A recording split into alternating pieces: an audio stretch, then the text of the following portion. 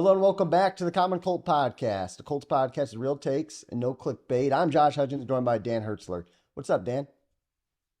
Not too much, not too much. Had a tough loss yesterday, kind of 24 hours, a little bit after that. I'm still feeling, kind of mixed feelings, but hey, we got to actually put that aside. I mean, it's crazy. This is Indianapolis Colts. Seems like the last year, there's always a new story, always something happened. Word is JT's coming back. Man, what are you feeling about this? Yeah, man, it's crazy. Shane Steichen has press conference today. Obviously, Jonathan Taylor's 4-week window on the PUP is up. So now the Colts have 21 days where he can practice before activating him to the active roster. Steichen says, hey, look, he's going to be practicing on Wednesday. Doesn't necessarily mean that he's going to play on Sunday against the Titans, but uh, being in shape cardio wise doesn't necessarily mean that you're in game shape or you're ready to play. I get all that, but we give one word reactions. My one word is good. I'm feeling good, man. Yeah. I think that he's gonna. I think that he's gonna come back to the Colts and play. I still don't know about this week. Maybe we could make our like projections based off of nothing and just to talk, I guess. But the Yeah. truth is, I think this is a good addition to the Colts. He's a top 5 running back in the NFL. He's a freak of nature on the field, and pairing that with Anthony Richardson and Shane Steichen sounds fun to me. What about you? Well, I'm gonna break it a little bit. I'm gonna say this is just they have to. Okay, have to. I know that's 2 words. Don't crucify me on the comments. It's just both sides. They have to do this. Okay, JT's got to get on the field. He's got to play if he wants that big contract. Whether it's with the Colts or whether it's with another team, he's got to get out there and prove that he is still that top back that everyone assumes he is. So he's got to get out there. And then from the Colts' perspective, that they need a playmaker. Okay, Zach Moss has been wonderful.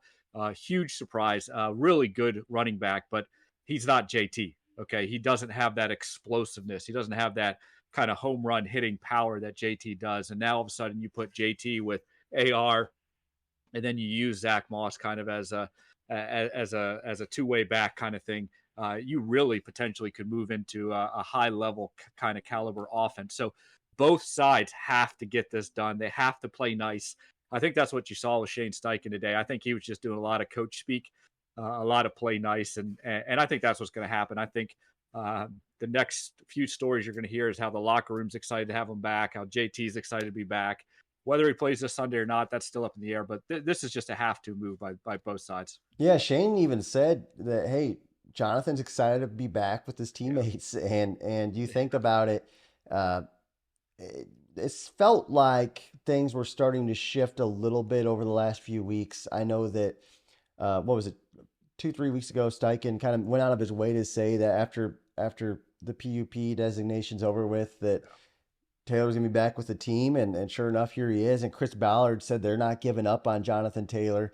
And after that Chris Ballard comment and knowing that the Colts hadn't traded Taylor, it really made me wonder, like, okay, is this relationship getting better? And then you see the fact that, remember, Taylor had posted that video kind of working out in Colts threads. He had the Colts shorts on. So if there's one GM who I trust in the NFL to kind of maybe make things work, who is a guy who's just a straight shooter, it seems like Chris Ballard's that kind of guy. You could say what you want about certain moves he's made, and I get that, but one thing about Chris Ballard is he is honest, and it seems like he seems like a guy that players love, and maybe he's found a way to work this out at least for the rest of this season.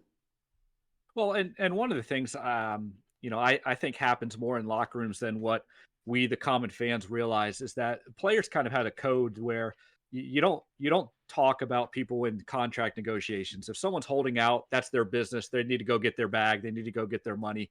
And I think everyone kind of realized this is what JT was doing. He's a running back. They are on short sit shelves. They're trying to get paid their fair value. He's trying to get his money. He went this route. Okay, that's whatever. No one's going to kind of bat an eye. They're going to say, hey, look, JT, if you're back, you're all in. Just don't kind of do this waffling. Don't kind of be here, but then not be here. If be here physically, but mentally be checked out. Come here, play ball, help us win, and then go get your bag. So I think that's where everyone's going to settle on this. This week, if he plays, I could see him getting 10 to 12 touches. I could see him, setting up some specific kind of plays for him. Just get his feet under him, and hey, it's a huge game. Colts kind of blew one yesterday when it comes to kind of a freebie that they could have maybe won. And now they got a divisional rival and a team that they got to beat that's in front of them. So this is a big week. This is a big boost, and I think a lot of eyeballs are going to be on this Colts Titans game now. What do you think the chances is that he plays? I think it's again the whole injury thing with the Colts is so hard to figure out. Like, was he really injured or was this a holdout? Okay, disguised as an injury. How injured is that ankle? So if that ankle and stuff is fine, I think he plays 10 to 12 snaps this week, and I think he gets out there and starts getting used to the gameplay. If that ankle actually is a problem, he might wait this week and then play the next game, but.